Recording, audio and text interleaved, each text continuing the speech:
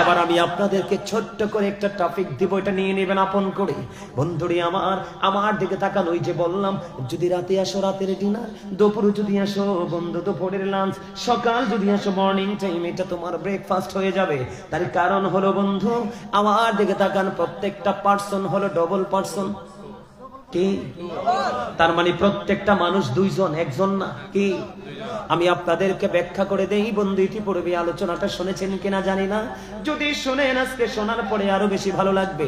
আমার দিকে তাকান। এই যে আমরা যারা এখানে উপস্থিত হয়েছি, আমরা সবার বাংলা নাম কি? মানুষ। Thank you very much, absolutely right answer. কি? মানুষ। মানুষকে যদি আমি কোরআনের ভাষায় যদি ট্রান্সলেট করি, তাহলে কখনো দাঁড়াবে নাস, কখনো দাঁড়াবে ইনসান, আল্লাহর কোরআনের ভাষায়। এখন আমি যদি এটাকে ইংলিশে যদি ট্রান্সলেশন করতে যাই, ম্যান হবে অথবা পারসন, ঠিক কিনা বলেন? কি হবে? ম্যান অথবা পারসন, আপনি যেটাই বলেন বন্ধু। তাহলে কি হলো, এই যে মানুষটাকে তিনটা ভাষায় পরিচয় করিয়ে দিলাম, এই মানুষটা হলো মাথা থেকে পা পর্যন্ত বডি স্ট্রাকচারটা, মাথা থেকে পা পর্যন্ত এই বডিটার নাম হলো মানুষ। হুজুর, আরেকটা মানুষ কোথায়? আরেকটা মানুষ আপনার মাঝে অচিন রূপে এসেছে, আবার অচিন রূপেই চলে যাবে। কোন দিন যাবে, কখন যাবে, কোন টাইমে যাবে, আপনি কি অবস্থায় থাকবেন সেটা তো কেউ জানে না। ওই মানুষটার একটা পরিচয় আছে বন্ধু, এটাকে আল্লাহর কোরআনের ভাষায় বলা হয় রূহ। কি বলা হয়? এটাকে আমার আল্লাহর কোরআনের ভাষায় বলা হয় রূহ। বাংলা যদি বলি এটাকে বলা হয় আত্মা, ইংলিশে যদি বলি এটাকে বলা হয় সোল। আমার আল্লাহ বলে দিয়েছেন কলির রূহু মিন আমরি রব্বি, আমার আল্লাহ বলেছেন say the soul is the order of my lord. আমার আল্লাহ বলেছেন আত্মাটা হলো আল্লাহর জাস্ট একটা ওয়ার্ডার, জাস্ট আল্লাহর একটা নির্দেশ। বন্ধু, আত্মারা শুধু প্লেস চেঞ্জ করে, স্থান পরিবর্তন করি। যেমন আমি এক্সাম্পল দেই আপনাদেরকে, গভীর মনোযোগ। আমি এই জন্য বলেছি আমার আলোচনা শুনতে বুঝতে বিবেক লাগবে বন্ধু, অত্যন্ত মনোযোগ লাগবে। মনোযোগ দিলে অটোই বিবেক কি হয়ে যাবে? প্রসারিত হয়ে যাবে। জোরে কোন সুবহানাল্লাহ, আরো জোরে। ওয়াজ বুঝে নেন। আমার আলোচনা শুনতে হলে বন্ধু আপনাকে কিছু কন্ডিশন মানতে হবে। ফার্স্ট কন্ডিশন হলো স্টপ ইউর মাউথ এভরিবডি, সবার জবানকে বন্ধ রাখতে হবে। সেকেন্ড কন্ডিশন হলো you listening my lecture very attentively, আমার কথা সবাইকে মন দিয়ে শুনতে হবে। এখানে আপনার আমার বাবার বয়সী, চাচার বয়সী, দাদার বয়সী, আমার ছাত্রদের বয়সী, কিন্তু এখানে একটা কথা হলো চিরসত্য, আজকে আমি টিচার, আপনারা সবাই আমার স্টুডেন্ট। ঠিক কিনা বলেন? যদি কি নিজেকে একটা বারের জন্য, যদি নিজেকে একটা বারের জন্য যদি স্টুডেন্ট মনে করতে পারেন, তাহলে আপনি হয়ে যাবেন 100% হিরো। কারণ স্টুডেন্ট মনে করা ছোট, আর আপনি যদি মনে করেন আই এম ভেরি সাকসেসফুল, তাহলে এটা হলো অহংকার। এই অহংকার মানেই হলো আপনার সব ধ্বংস পতন। ঠিক কিনা বলেন? কারণ আমার আল্লাহ বলেছে আল্লাহ ডাজন্ট লাইক দ্য প্রাউড, আল্লাহ অহংকারী পছন্দ করে না। কে বলেছে? আল্লাহ বলেছে ইন্নাহু লা ইউহিব্বুল মুস্তাকবিরিন। বন্ধুরে আমার আল্লাহ বলে দিয়েছেন কওলির রূহু মিন আমরি রব্বি, first tense, present tense, future tense.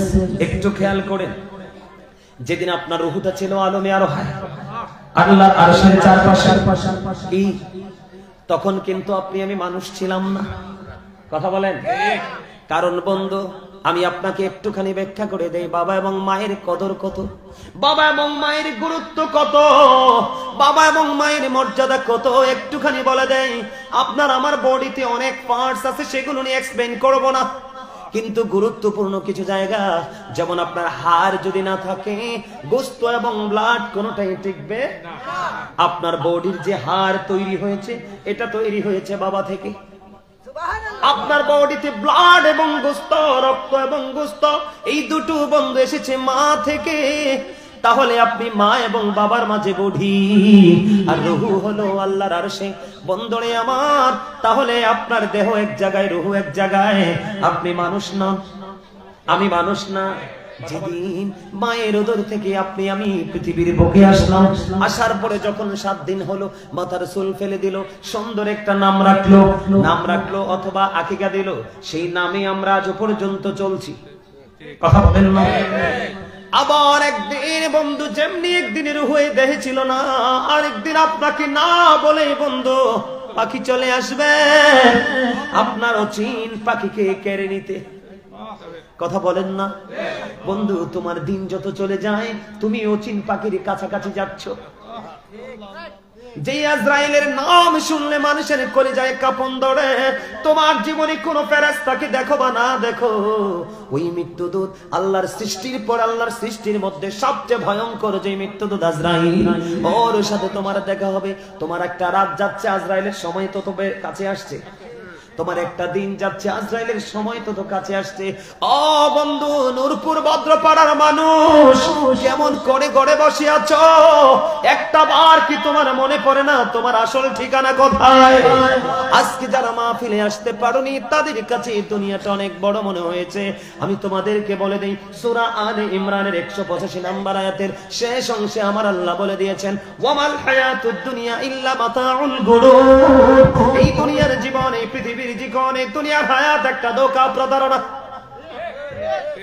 মানুষগুলো মসজিদ থেকে আল্লাহর গোলামি থেকে দৌড়ে, তার মানে ধোকার মধ্যে পড়ে আছেন। একটুখানি খেয়াল করেন, এই ধোকার মধ্যে থেকে আপনি যা উপার্জন করছেন কার জন্য? নেক্সট জেনারেশন, প্রজন্মের জন্য। ঠিক কিনা বলেন? সন্তান, বিবি, বাল বাচ্চা বা তারপরে যারা আছে, এই সম্পর্কে আল্লাহ ওয়াজ করেছে। যারা উদাসীন, যারা গাফেল, যারা জাকির হতে পারেনি, আল্লাহ তাদেরকে এলার্ট করার জন্য আল্লাহ ওয়াজ করতেছে। কোরআন শরীফের 19 পারা সূরা শুআরা 88 নম্বর আয়াতে আল্লাহ বলে দিয়েছেন, ইয়াউমা লা ইয়ানফাউ মালু ওয়ালা বানুন। আল্লাহু আকবার বলেন।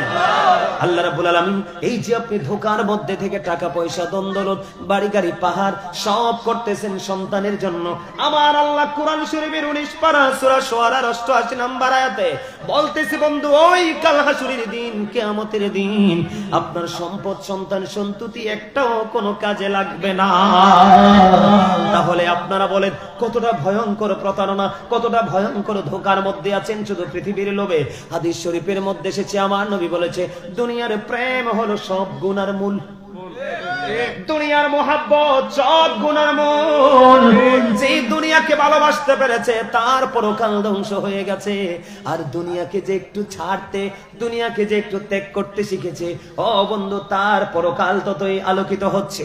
আপনারা আমার দিকে একটুখানি দেখেন, যখন আপনার দেহ থেকে আত্মাটা বের হয়ে যাবে, আপনার আমার নামের আগে যুক্ত হবে মরহুম। কথা বলেন কি? নামের আগে যুক্ত হবে কি? মরহুম। তার মানে I am dead, you are dead. কথা বলেন না কেন? আমি, আপনি, আমরা সবাই মৃত। কথা বলেন না কেন? আপনি, আমি সবাই কি? আমার ওয়াজকে আপনাদের শুনতে মন চায়? ভালো লাগে? তাহলে কি দেহ যখন আত্মা ছিল না তখন আপনি আমি ছিলাম না? দেহ যখন আত্মা ছিল তখন আপনি আমি আছি। আবার যেদিন দেহ থেকে অচিন পাখি অচিন দেশে চলে যাবে, যেই দেশের ঠিকানা বিজ্ঞান পর্যন্ত জানে না। কথা বলেন না কেন? বিজ্ঞান প্রত্যেকটা জায়গায় টাচ করতে পারে। ও বন্ধু, চাঁদের দেশ থেকে বন্ধু শব্দ, সাউন্ড কালেক্ট করতে পারে। আপনার ঘরের আঙ্গিনায় মাত্র 3.5 হাত মাটির ঘর, ওই ঘরে বিজ্ঞান যেতে পারে না। তাহলে বোঝা যায় ওই ঘর পুরো রহস্য ঘেরা। ঠিক কিনা বলেন?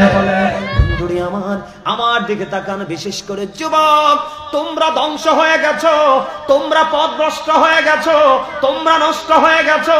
আমার এই যুবক, আমার যে দাদা ভাই যারা আছে, আমার বাবা, চাচা, মুরব্বী যারা আছে, আমি আজকে তোমাদেরকে, এই নূরপুর ভদ্রপাড়ার মানুষ, আজকে তোমরা আমার এই কথাটা নোট করে রেখে দাও, নোট করে রেখে দাও। যদি বিবেকবান হও তোমরা নোট করবে মনের ঘরে।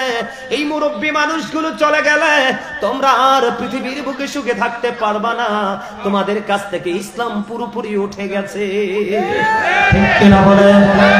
আমি আপনাকে দিলেন, আপনারা আমার সাথে রাগ করেন না, আমি বাস্তবতা থেকে বলছি বন্ধু। আপনার ছেলের মাথা থেকে পা পর্যন্ত ইহুদিদের কালচার, সকাল থেকে বিকেল পর্যন্ত ইহুদিদের সংস্কৃতি। তার কারণ হলো বন্ধু একটা মাত্র কারণ, তুমি এখনো পর্যন্ত তুমি আসল কোনটা চিনতে পারো নাই। ও যুবক, আমি তোমাদেরকে বলি, আত্মা না থাকলে মানুষ না, আত্মা থাকলে মানুষ। আবার যখন আত্মা চলে যাবে সেদিনে তুমি মানুষ না। ওই দিন তোমার ঠিকানা হবে কোথায়? কবরে। এই কবর সম্পর্কে আমাকে কিন্তু আলোচনার বিষয় দেওয়া হয়েছে। জামির ভাই একটা বিষয় দিয়েছে, আমি যদি আজকে 3 ঘন্টা ওয়াজ করা লাগে করব, থাকবেন নি? যতক্ষণ থাকি। আমি আপনাদের এই পরিবেশ দেখি, জামির ভাই যখন আমাকে দাওয়াত দিয়েছে আমি মনে করেছি বিশাল আয়োজন, বিশাল প্রোগ্রাম।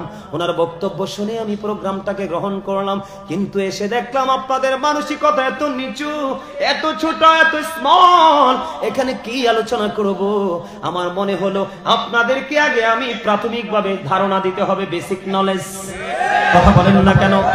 এই জন্য আমি আপনাদেরকে বোঝানোর জন্য এই কথাগুলো বলছি। বন্ধু, আমি একটা হাদিসের 2টো পার্ট আপনাদের সামনে তুলে ধরবো। আপনার আমার মরার পরে ঠিকানা কোথায়? আরো জোরে বলেন। আমি আপনাদেরকে একটা হাদিস, একটা কোরআন থেকে একটা দলিল দিব। আপনারা আমার পৃথিবীতে সকল কর্মের খবর গোপন রাখা সম্ভব, কিন্তু ওপারে কোনো কিছু আর গোপন থাকবে না। কোরআন শরীফে 30 পারা সূরা ইনফিতরের মধ্যে আমার আল্লাহ বলে দিয়েছেন, ওয়া ইদাল কুবুর বুসিরাত আলিমাত নাফসুম মা কদ্দামাত ওয়া আখরাত। জোরে জোরে বলুন না আল্লাহু আকবার। বন্ধুরে আমার, আপনার আমার জীবনে কে কি করেছি আর কি করেনি প্র্যাকটিক্যালি সব দেখতে পারবো, জানতে পারবো। কবরটা যখন ওপেন হয়ে যাবে, কি হয়ে যাবে? তাহলে লুকানোর কোনো সুযোগ আছে নি? বলো হুজুর, পৃথিবীর সিসি ক্যামেরা দেখলে কত ভয় পান, কিন্তু নিজের সঙ্গে চিরস্থায়ী সিসিটিভি আছে সেটার খবর রাখেন না। কারণ ওই যে আপনার শিক্ষা নাই, ওই যে আপনার বিবেক নাই, ওই যে আপনি এখনো নিজেকে চিনতে পারেননি। আপনার স্টেজ কোথায় ছিল, কোথায় আছেন, পরবর্তী স্টেজ কোথায়, আপনার ফিউচার ব্রাইট হবে না ব্ল্যাক হবে, সেটা আপনি এখনো আইডেন্টিফাই করতে পারেন না। আমি আপনাদেরকে বলে দেই, ও বন্ধু, আপনারা সবাই জানেন কে আমার কাতি কাঁদে বসিয়া সকল কর্ম লিখিতেছে হুকুমনি, আল্লাহর হুকুমনিয়া। 40 কদম হাঁটিয়া আসবে রে সজন, মুনকারে নাকির হাজির হইবে রে তখন। ঘুমটা খুলিয়া সোয়াল মুসলিম ভাই, ঘুমটা খুলিয়া সোয়াল করিবেন তখন। 40 কদম হাঁটিয়া আসবে রে সজন। ঠিক কিনা বলেন? আমার আল্লাহ বলেছে, যেদিন বন্ধু কবরটা ওপেনিং হয়ে যাবে সেদিন আপনি আমি কে কি করেছি আর করেনি সব কিছু আমরা দেখতে পারবো, জানতে পারবো। এবার আমার নবীজি বলতেছেন, আল কবর রাউজাতুম মির রিয়াদিল জান্নাতি আও হুফরাতুম মিন হুফারিন নার। আমার নবীজি বলে দিয়েছেন, কবরটা জান্নাতের একটা বাগান হবে, জাহান্নামের একটা গর্ত হবে। বন্ধু, আবারও বলছি, হৃদয় উজাড় করে শোনেন। সাইডে যত বড় আওয়াজ হোক, ওই আওয়াজের দিকে মন দিয়েন না, কারণ আপনার মানসিকতা হলো আসল। কে? আপনার মানসিকতা হলো আসল। জাস্ট একটা এক্সাম্পল হতে পারে, উপমাও হতে পারে, আপনি যেটাই মনে করেন। বন্ধু, ইমাম বুখারী নামাজে দাঁড়িয়ে গেলেন, নামাজে যখন দাঁড়িয়ে গেল বিষাক্ত পোকা তাকে কামড়াচ্ছে। যখন তিনি নামাজ শেষ করলেন, নামাজ শেষ করার পরে উনি ওনার ছাত্রকে ডাক দিয়ে বললেন, তুমি আমার জামাটা উঠিয়ে দেখো। জামাটা উঠানোর পরে দেখলেন বিষাক্ত বেঙ্গুল পোকা ওনাকে 10টা কামড় দিয়েছে।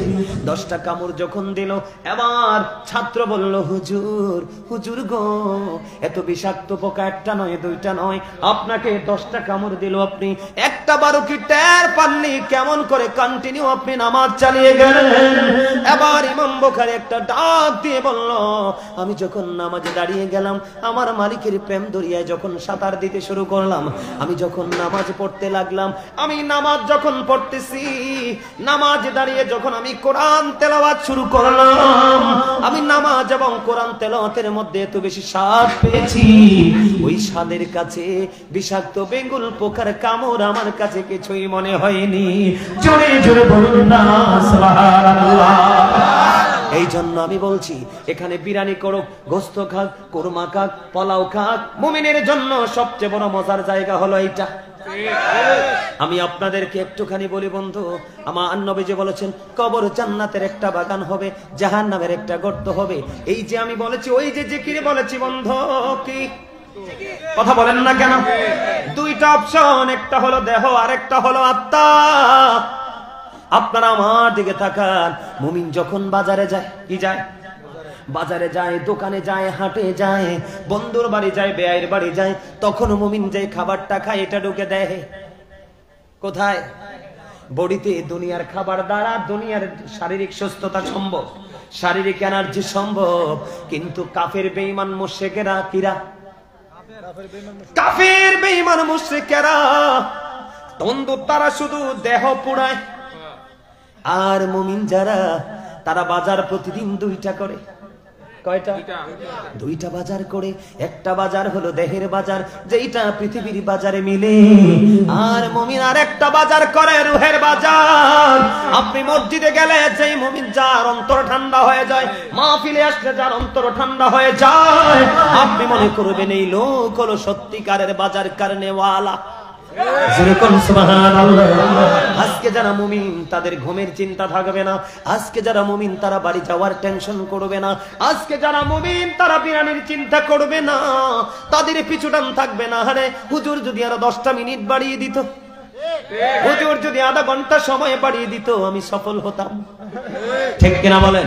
এটা হলো মুমিনের চিন্তা। তাহলে জিকির দ্বারা মুমিনের কি হয়? কাল কি হয়? জিন্দা হয়, ময়লা দূর হয়।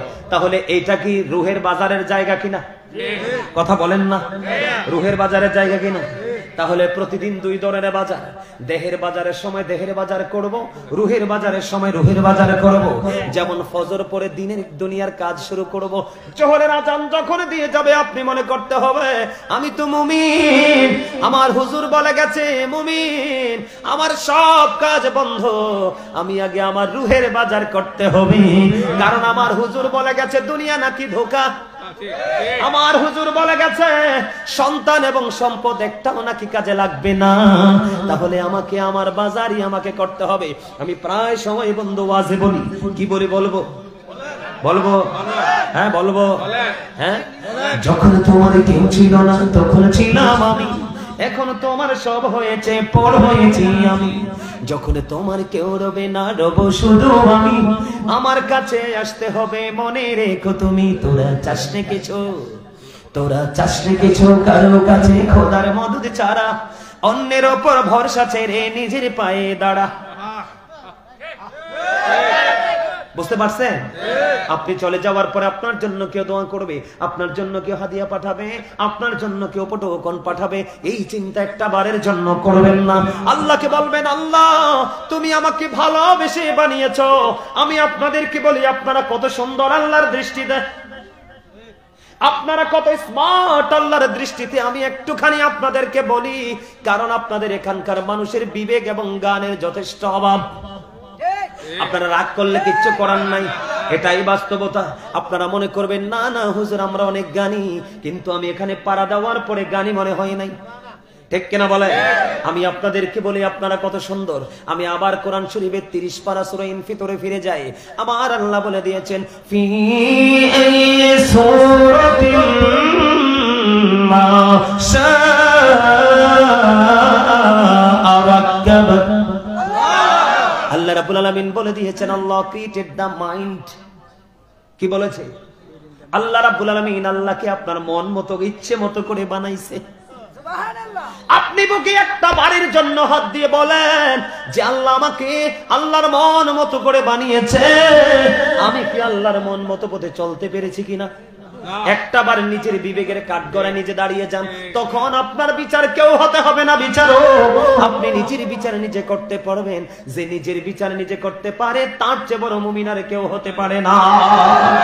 বন্ধু শুধু এখানেই নয়, কোরআন শরীফের 30 পারা সূরা ইনফিতর, সূরা ইনফিতর, সূরা ইনফিতর, কোরআন শরীফের 30 পারা সূরা ইনফিতর। এটা 30 পারার মধ্যে আরেকটা সূরা আছে যেটার নাম হলো সূরা 3। আমার আল্লাহ বলে দিয়েছেন, লাকাদ খালাকনাল ইনসানা ফি আহসানি তাকবীর। আল্লাহু আকবার। এবার আল্লাহ কি বলে দেখেন, সূরা ইনফিতরে বলে, বান্দা আমি বান্দাকে আমার মন মতো করে বানিয়েছি, আল্লাহর ইচ্ছে মতো করে বানিয়েছে। সূরা 3 এ বলে, বান্দা আমি শুধু তোমাদেরকে ইচ্ছে মতো বানাই নাই, তোমরা আমি আল্লাহকে চিনতে পারো নাই, আমার মতো মালিক তোমরা তালাশ করো নাই। আমার আল্লাহ বলে দিয়েছেন পৃথিবী তোমাদের কাছে সুন্দর, আর আমি আল্লাহর কাছে সবচেয়ে সুন্দর হলে তোমরা মানুষ। সুবহানাল্লাহ। আমার আল্লাহ সূরা 3 ওয়াজ করতেছে, বান্দারে চক্ষু মেলে, হৃদয়ের চক্ষু মেলে কোরআনটাকে খুলে দেখা। বলে আপনি মনে মনে ভাববেন, বলে হুজুর আমি তো কোরআন পড়তে জানি না। আমার আল্লাহ বলেছে, বান্দা আমি তোমাদেরকে কোনোভাবে ফকির বানাই নাই, আমি তোমাদেরকে বাদশা বানিয়ে দিয়েছি। পৃথিবীর অভাব অনটন তোমাকে কে আঁকড়ে ধরেছে, তুমি কোরআন পড়তে পারো না, হাদিস পড়তে পারো না, নো টেনশন ডো পড়তে, তুমি টেনশন করো না, আনন্দ করো। বলে হুজুর কেন আনন্দ করব? আমার আল্লাহ বলেছে তুমি কোরআন বোঝো না, হাদিস বোঝো না, কোনো দুঃখ নেই। আমার আল্লাহ বলেছেন তুমি একটা কাজ করো। আল্লাহ গো কি কাজ করব? আমার আল্লাহ বলে দিয়েছেন, join with my dear people, come to my paradise. আমার আল্লাহ বলে দিয়েছেন, join with my dear people, আমার প্রিয় লোকেদের সাথে যুক্ত হও, কাম টু মাই প্যারাডাইস, আমার জান্নাতে চলে আসো। তার মানে কি? তুমি কোরআন পড়তে পারো না, টেনশন নাই, হাদিস পড়তে পারো না, টেনশন নাই। আমার আল্লাহ বলেছেন, ফাদখুলি ফি ইবাদি, আমার প্রিয় লোকেদের সাথে যুক্ত হও, ওয়াদখুলি জান্নাতি, আমার জান্নাতে চলে আসো। আমার আল্লাহ বলে, join with my dear people, আমার প্রিয় লোকেদের সাথে যুক্ত হও, কাম টু মাই প্যারাডাইস, আমার জান্নাতে চলে আসো। তার মানে নবীর প্রেমিক হক্কানি আহলুস সুন্নাত ওয়াল জামাতের হক্কানি আলেমের সাথে প্রেমের ডুরি লাগাও। আমার আল্লাহ বলেছে তোমার জান্নাত সুনিশ্চিত। জোরে জোরে বলেন না সুবহানাল্লাহ, আরো জোরে বলেন সুবহানাল্লাহ। তাহলে বন্ধু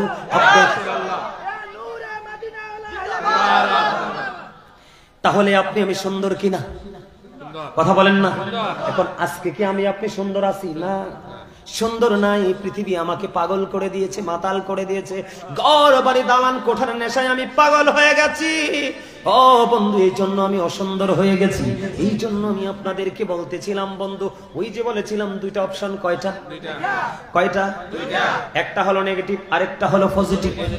কি আমি আপনাকে বলি, কবরে যখন যাবেন আপনাকে প্রশ্ন করা হবে, আপনি আল্লাহ সম্পর্কে উত্তর দিলেন, আপনার ইসলাম সম্পর্কে উত্তর দিলেন, কিন্তু নবী চিনতে পারলেন না।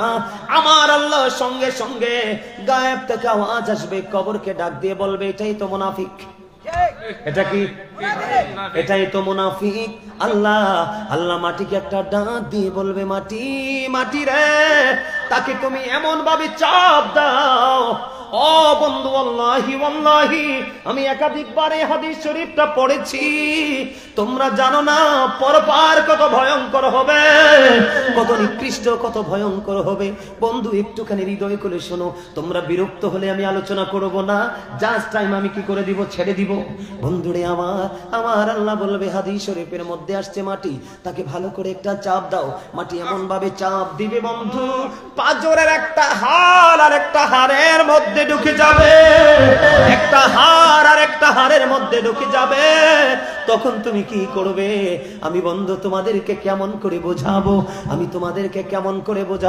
একটা হাড় আর একটা হাড়ের মধ্যে ঢুকে যাবে, তোমার কান্নায় ভারী হয়ে যাবে, তোমার কান্নায় বন্ধু পাগল হয়ে যাওয়ার মতো অবস্থা হবে। কিন্তু তুমি কোনো রাস্তা পাবে না, তুমি কোনো কুল কিনারা পাবে না। বলো হুজুর কেন পাবো না?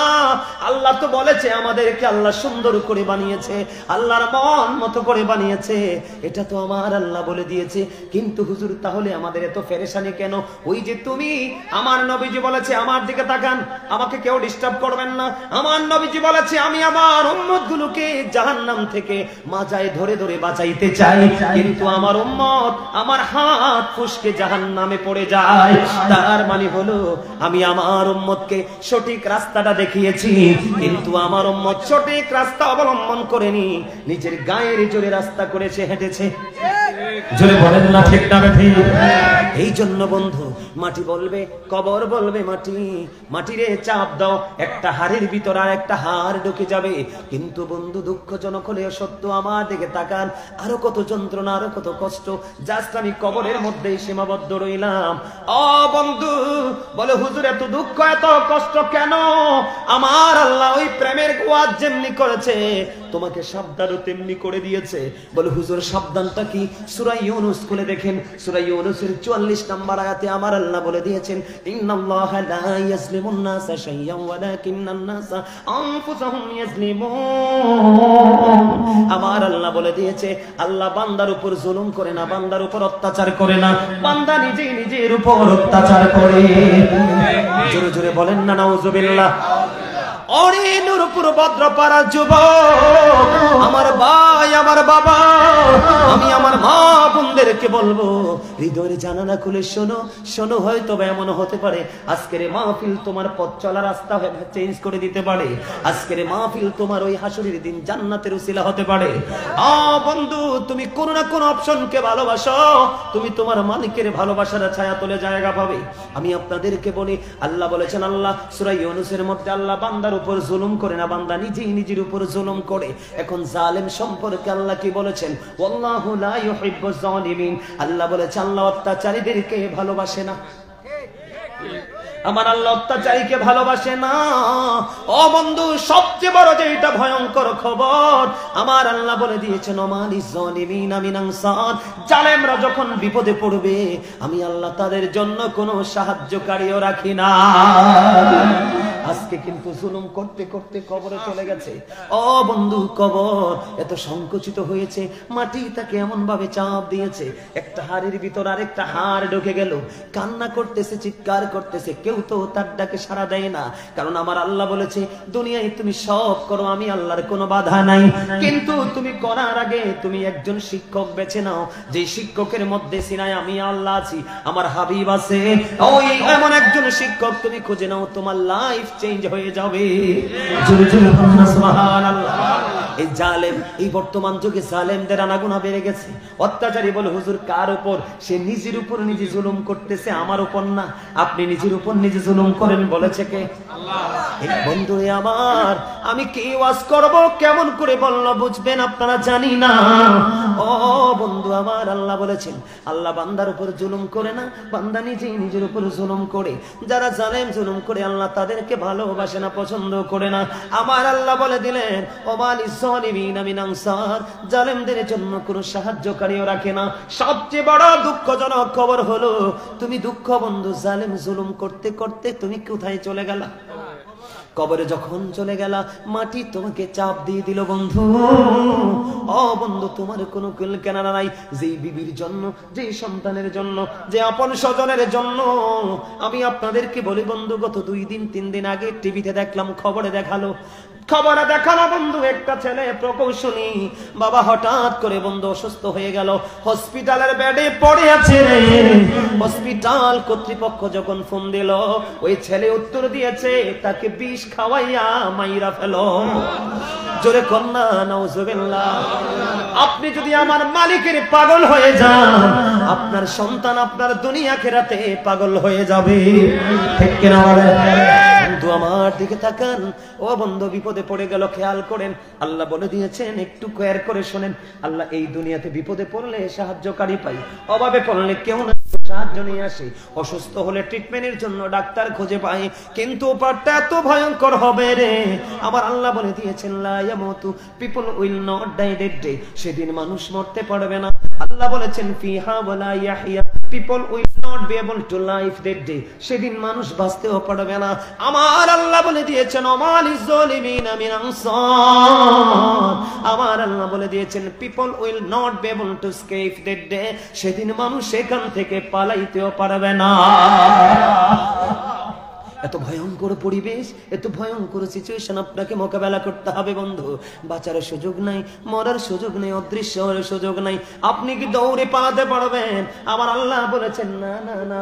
আল্লাহ বলেছেন ইন্না বাতুশা রাব্বিকা লাশাদীদ। ও বন্ধু আমার আল্লাহ বলেছেন the seizing of Allah is difficult. আল্লাহর ধরা, আল্লাহর পাকড়াও বড় শক্ত, বড় কঠিন। তার মানে বান্দাকে আল্লাহ খুব শক্ত করে ধরবে। বন্ধু, তুমি ওই রাস্তা থেকে যদি বাঁচতে চাও, তোমার হিসাব কিন্তু কড়াকড়ি ভাবে দিতে হবে। ইন্নাল্লাহা সারিউল হিসাব, আল্লাহ বলেছেন আল্লাহ is going to take account, আল্লাহ হিসাব গ্রহণে বন্ধু অত্যন্ত তৎপর। ধরবেও খুব শক্তভাবে, হিসাব নেবে খুব চুকিয়ে চুকিয়ে। তুমি বাঁচতে পারবা না, মরতে পারবা না, তুমি পালাতে পারবা না। বলে হুজুর এখন আমি কি করবো, এখানে শেষ না রে। ও বন্ধু তোমরা একটুখানি ধৈর্য ধরে শোনো, কারণ আমার আল্লাহ বলেছেন ইন্নাল্লাহা মা'আস সাবিরিন, আল্লাহ ধৈর্যশীলদের সাথেই আছে। জোরে জোরে কন্যা সুবহানাল্লাহ, আর জোরে বলেন না সুবহানাল্লাহ। এখন আপনার মনে মনে প্রশ্ন আসতে পারে বন্ধু, এখানে শুধু শেষ নয়, ওই জাহান্নামী যারা বন্ধু, মুনাফিক যারা, জাহান্নামী যারা, তাদের জন্য আমার আল্লাহ খাবারের ব্যবস্থা রাখছে, জাহান্নামী খাবার। হুজুর ওই খাবার কি গো? ওই খাবারের নাম হলো তিনাতুল খাবাল। ইয়া রাসূলুল্লাহ, ইয়া হাবিবাল্লাহ, নবী গো এই তিনাতুল খাবালটা কি গো নবী? অরে নূরপুর ভদ্রপাড়ার মানুষ কেমন করে সইবা গো? আমার আল্লাহ বলে দিয়েছেন বন্ধু তিনাতুল খাবাল। ইয়া রাসূলুল্লাহ সেই তিনাতুল খাবালটা কি? আমার নবীজি বলেছেন এটা হলো আরেকটা জাহান্নামীর নিংড়ানো রক্ত, পুজ অথবা ঘাম। জোরে জোরে বলুন নাউজুবিল্লাহ। রক্ত খাওয়া যাবে না, ঘাম খাওয়া যাবে, পুজ খাওয়া যাবে। মানুষ যখন কোনো ইনফেকশন হয় পুজ হয় দেখেন না, ঘৃণায় মানুষ আসতে চায় না কাছে রে। ওই দিন ওই পাপী যদি হও, ওই দিন এটা তোমার জন্য খাবার হয়ে যাবে। তুমি খাবো না বলতে পারবা না, বাঁচতেও পারবা না, মরতেও পারবা না, পালাতেও পারবা না, চাইলে ওখান থেকে তুমি প্রস্থান করতে পারবা না। বন্ধু এখানেই ক্ষান্ত নয়, আমার আল্লাহ আরো জানিয়ে দিয়েছে, কোরআন করে দেখলাম ওই জাহান্নামীদের জন্য বিষাক্ত খাবার, যেটার নাম হলো বন্ধু জাক্কুম। এটা কাঁটাযুক্ত ফল, এটা তো বিষাক্ত।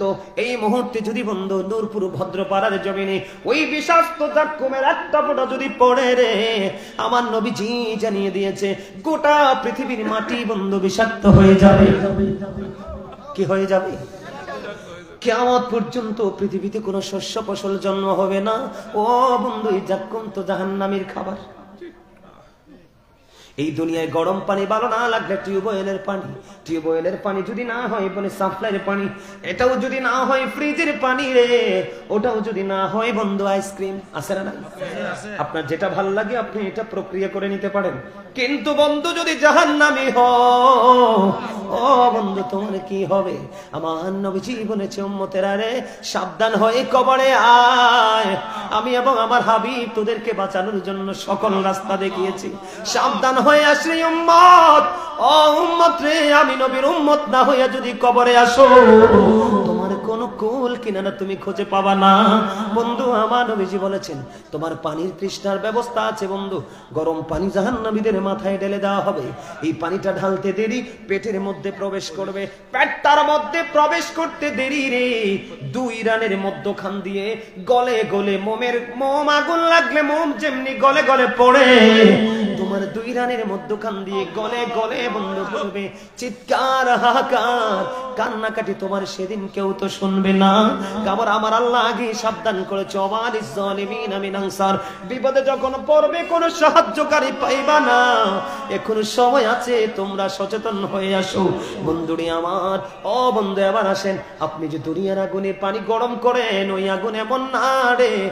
হযরতে আবু হুরায়রা রাদিয়াল্লাহু তাআলা আনহু থেকে হাদিস বর্ণিত, আমার নবী আপনার নবী দো জাহানের বাদশা নবী রাহমাতাল লিল আলামিন, তিনি বলেছে উম্মত আমার আল্লাহ জাহান্নামের আগুনকে 1000 বছর তাপ দিয়েছে, আগুনের রং হয়েছে বন্ধু লাল।